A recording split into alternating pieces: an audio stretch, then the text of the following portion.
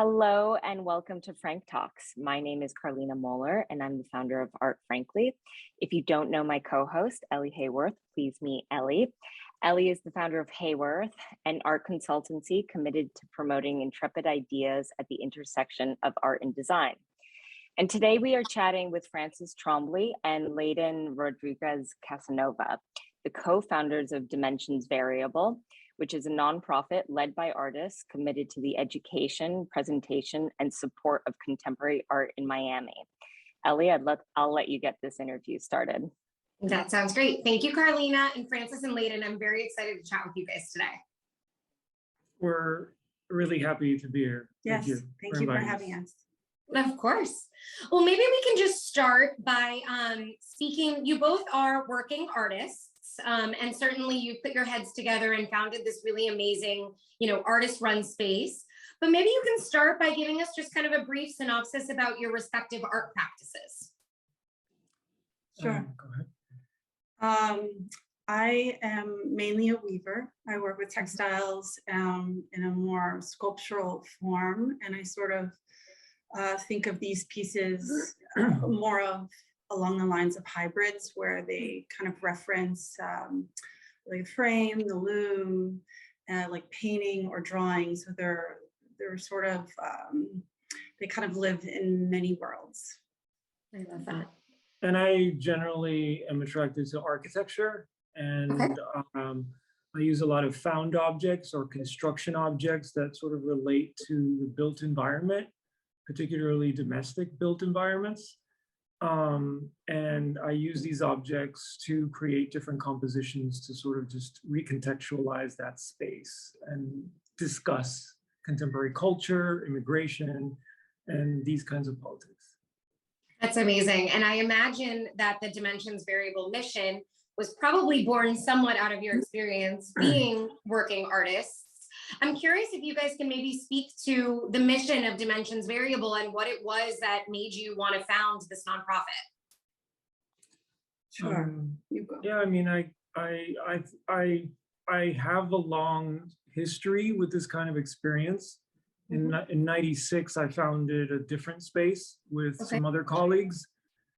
And so at the time, Francis had applied with Craig Robbins of the Design District to create a kind of barter system and have a donated space there in order for her to work. And I eventually, we merged into the space.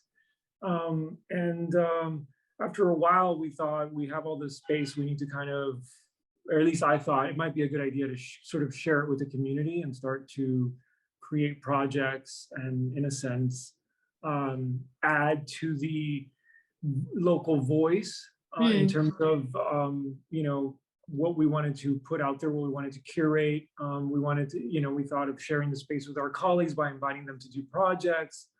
And that history I had kind of helped, influence the decision to do so. And I talked with Francis a lot, and I said, if we do this, we want to do it. I want to do it seriously. I don't want to just sort of do an off project that closes in a couple of years or whatever. I think we need to sort of do something that's serious, because Miami just needs more of that. I mean, the scene here was in flux, and it was growing, and it was something we thought was important.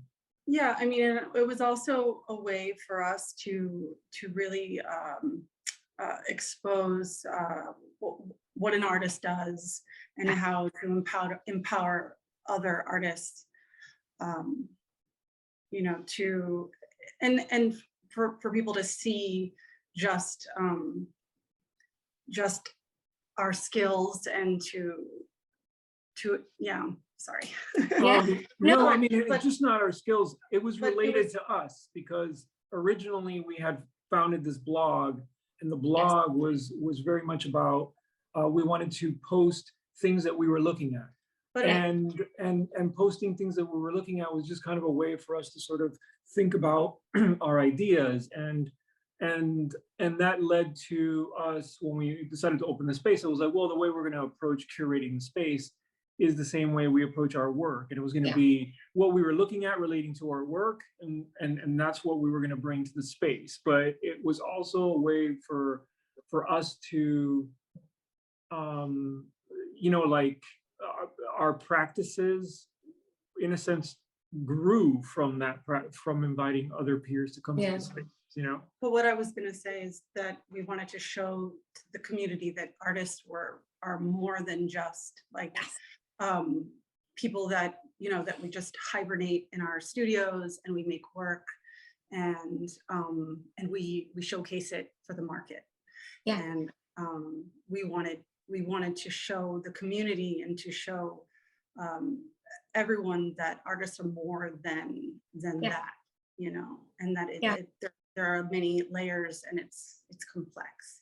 Yeah, it's interesting. When I was, you know, kind of familiarizing myself with you guys in advance of this interview, that was one of the things that really resonated. It was this idea that the artist is not kind of this siloed genius. Like, you exist within a community and there's a nexus, and there's this kind of a wide-ranging skill set that goes beyond just creating the work to being able to communicate it and bring it into a sense of community. So, I mean, for me, you know, I think, as I mentioned to you guys, you know, I work with a number of artists and I'm an art consultancy, but it was this idea that the artists have exceptionally ambitious projects that often necessitate a wider community. And so Dimensions Variable seems like something to me that is exceptionally resonant of this kind of next generation of artists who recognizes just how much goes into the full practice and the full, you know, exhibiting and being commercially viable and landing projects on, you know, both public and private scales. So I think it's very interesting to hear that you guys were born out of this almost kind of like a critical lens. Like, you guys were creating a blog that was almost scholarly in a sense because you were looking at your peers. But I don't know, it's very exciting to hear about a space like yours. So it's fun to be talking about it today. I'm curious to hear, so I was born and raised in Miami and I lived in New York for the past 10 years and I've just moved back in the past, you know, year and a half. I'm curious to hear a little bit about how you guys see, maybe since you founded Dimensions Variable, how you feel like the Miami market has changed or evolved. I mean, we Market's founded grown, that's for Dimensions sure. Variable in 2009, and Yeah. it's, Yeah. I think we've noticed the trajectory of the changes, you know, I mean, Sure. and we've seen institutions grow up. We've Yeah. seen galleries come and go. We've seen galleries that were the epicenter of the market in Miami continue to grow and mature, but Sure. then new galleries open, younger galleries open that sort of, you know, we see those galleries rise to more prominence. And like us traveling, the Yeah. feedback that we would get back from our travels, whether it was, you know, working on projects or residencies or whatever, people were just really wondering, you know, hey, there's a lot of things going on in Miami. And we were always kind of like, really? But there was when you're in it, your perspective is slightly skewed. So there was, you know, there was that perspective, like, yeah, there's all these things going on in Miami, and I feel like so many things coming together has affected that. Obviously, Art Week and the fairs were a contributor to that, and because of that, you know, a lot of institutions have, you know, have been growing, but then also just you know, technology, like the internet, like so many things have sort of changed the way people engage like artwork and have decentralized this idea of like the art city. And so I feel like we're slowly still evolving and coming to our own, but we've seen that like evolution you know, happen, which has been really amazing. And a lot of people coming here and then leaving, and you know, there's just all this thing, you know, and residencies opening up, and like something like institutions like Oolite, who sort of grew from this grassroots organization, and also people talking a lot about the amount of investing and grants and and things that are happening in the city to support the artists, you know, whether it's Knight Foundation or the Ulai Ellie's or, you know. And so I think that, and that was a significant moment for me, was something like the Ellie's, for example, where it was, in a sense, something that was very much about like artists working here. And that was one of those programs that kind of said, hey, we're really looking and focusing on what's happening here. So that's been pretty great in terms of like claiming our own, you know, because it always felt like in that process, in that evolution that I just talked about, it always felt like we were always looking elsewhere. There was always the shadow of New York. There was always the, you know, the LA. And then when we would go to LA to work on stuff, it felt like everyone in LA kind of owned LA. Like it was like, yeah, we're here, you know, this is LA, you know. And so we would come back to Miami and I was always raving about like, we need to own it like LA owns it. Like a long time ago, LA said, guys, I'm here to own it New with you York. guys. We can own it together. I'm here to own I know, it. We totally. can double Like, down. you know, and so and so that's been part of like our mission too, is like when you know, Art Week is not around and everybody's gone for the summer, like we want to double down and like do programming here, you know.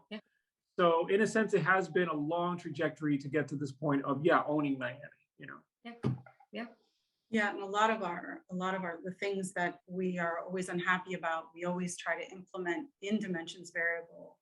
The things that we see, like saying that you want to, you know, reflect on these other things, and it's like we want to be something, and to make changes through the organization.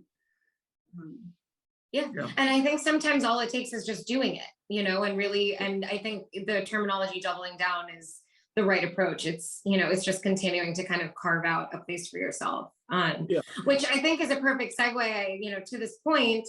You guys are exhibiting at Untitled this year in the Nest section, which in my mind feels like a really big milestone. Can you maybe speak a little bit about just how that, you know, either is an extension of a lot of the work that you've done to date? Like, just tell me a little bit about how you feel getting to exhibit at Untitled this year. I think it's a nice full circle to be exhibiting at Untitled this year, because we exhibited in the first Untitled. Oh, amazing. And that was really cool because it was a really interesting fair in terms of, I don't know, I feel like we pay attention to like the environment in which work is shown. And when Untitled opened, you know, and you know, we've known Omar this whole time, and we were there when, you know, everyone sort of came together to talk about this new fair that they wanted to open up.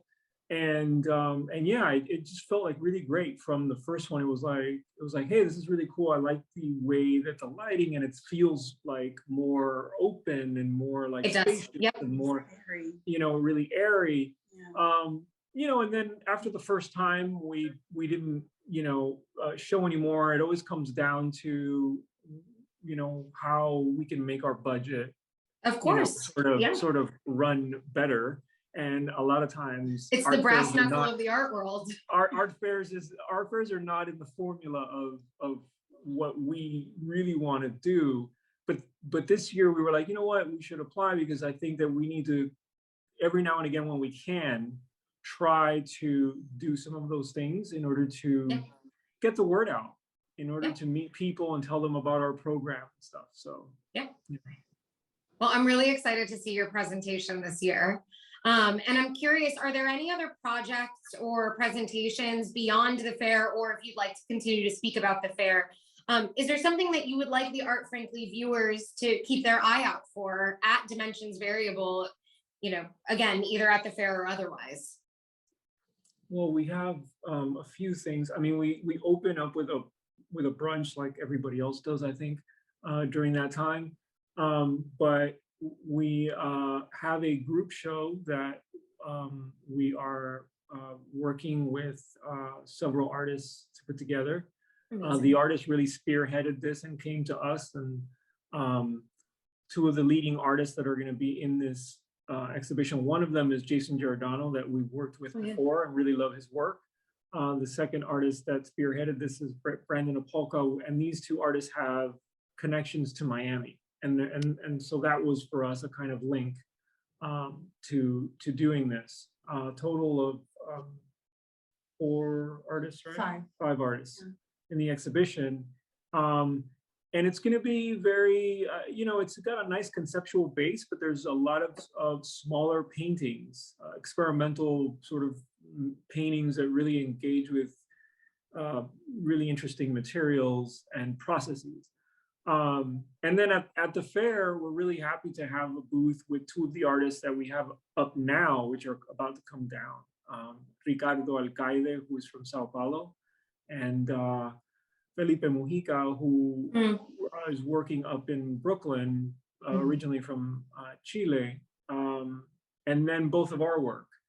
And, we felt like all of our works really sort of had a great dialogue together between Francis's weaving and fabric-based work and Felipe's like curtains, and those 2 meeting. And then Ricardo and I share this kind of urban built environment minimalism that really kind of just made sense. So Omar loved it. So we're excited to kind of come together in this compact space It's very exciting.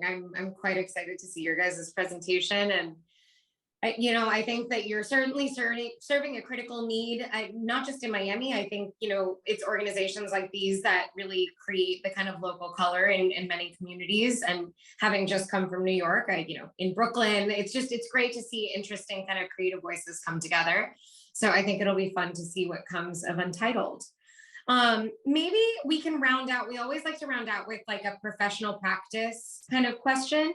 I'm curious if you were to impart a word or 2 of kind of professional advice to a forthcoming, whether it's someone who aspires to be an artist or a curator or an arts professional, what would you say is a word of advice that you would like to kind of conclude this interview on? Probably pace yourself. Yeah. And maybe how do I say, like, just to understand and to understand for the long haul. Yeah. And I mean, maybe it's like a just marathon. It's not a sprint. It is a marathon. Yeah, I was going to say, and Francis, that's advice I need to give myself. And I've been in the industry for years. And it's really hard to. It's hard. I mean, I'm always having this conversation about, like, if you want to talk about a career in the arts or an art practice, right? Talk to me when you're beyond 45, you've had kids, you're still making art, and you're still somehow involved in this world. Like, it's that then we can talk about, oh, you've got, like, you're in it. Art career, like you've got a, because yeah, I mean, we know a lot of folks that we kind of knew that are no longer making work, or no longer active, or no longer, it's just a really difficult. I mean, and then you see those that there's all these trends and all these things that the market kind of wants you to kind of ebb and flow with, and there's that demand. But the thing, I was going to say that there are these waves that kind of it's waves for sure, kind of happen, and then there's the down, and it's about a matter of understanding and to be true to yourself with that path, whether it's an up or a down, and just kind of staying focused on that. I mean, what I was going to add was, at least my contribution is, be the founder of your own thing. Like, be independent. Like, hold on to your power. I mean, I just, maybe, I don't know, it's the Gen X in me, I don't know what, but like, I think it's super important, this kind of independent, like, you know, founding your own project. And Yeah. like, you know, it's sometimes not the most glamorous thing, but it's pretty powerful It is. in terms of, in terms of really having a voice. I don't know. You know, I really believe that. I mean, that we have, which, you know, and that's what DV provides us, you know, that voice, you know, and Yeah. to see artists that, Mhm. and to be able to show the artists that, you know, otherwise wouldn't have the opportunity, you know. Yeah. So we feel Well, you're very I was going to say, you're certainly in good company. I mean, I think, you know, a lot of the individuals we speak with for these Frank Talks, some have gone a very kind of institutional route and have moved through the ranks at, you know, top galleries and auction houses. And those are all wonderful career paths. But we're seeing a lot of really interesting kind of, you know, artist-led spaces, artist as entrepreneur. We're also seeing a lot of arts entrepreneurs, you know, people who are kind of carving a hybrid. And I think I kind of fall into the latter category. So Mhm. it's great to see that we're all in good company, but I think that's an excellent kind of parting word of advice. I think it's a slow burn. It's not for the faint of heart, and we have to just kind of trust. We have to just trust the journey and put the work in. You know. yeah. Many hats, many hats. Yeah. Many hats. But guys, I think this was an amazing interview. It's been lovely to chat with you. I'm very much looking forward to being more familiar now that we're in the Miami market together. And yeah, I appreciate that you guys took the time today. Thank you for Thank having you us. so And much. come visit when you get a chance. I certainly will.